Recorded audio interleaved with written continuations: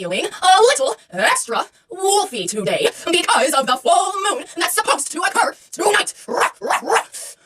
I can already feel myself transforming and getting more in touch with my Shadow River Clan wolf instincts. Bark, bark. My eyes turn a fearsome shade of yellow and my fangs sharpen. Ow, ow, ow. Everybody stay back and get on my nice side.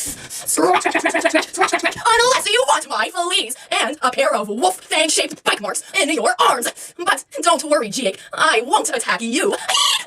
Love me. As for Marissa, the cat clan leader, however, her feline flesh is looking awfully tempting. No, I must hold myself back. Oh, but I can't resist.